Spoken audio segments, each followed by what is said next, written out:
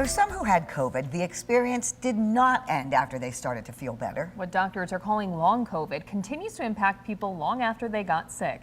13 on Your Side's Jeremiah Brown shares a story of a woman dealing with just that.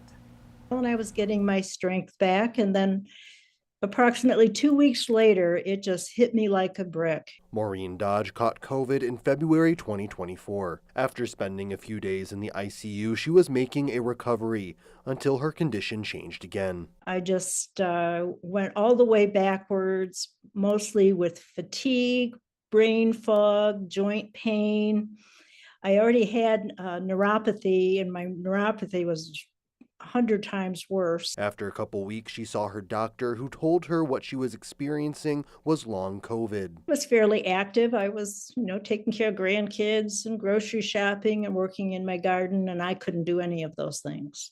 She was referred to Mary Free Bed's long COVID program. Eric Lake, a master's level psychologist, says they consider a patient to have long COVID if they still have symptoms for 3 months after their initial illness. The reality is when we look at long COVID, it really presents differently from patient to patient. There's still a lot we don't know about it. So often we see things like fatigue, especially fatigue with exertion, things like increases in chronic pain, cardiac issues, respiratory issues. Lake says while they don't have a cure, they focus on helping patients manage their symptoms and get back to being able to live their lives. Say the majority of our long COVID patients are receiving things like physical therapy, occupational therapy, oftentimes speech therapy.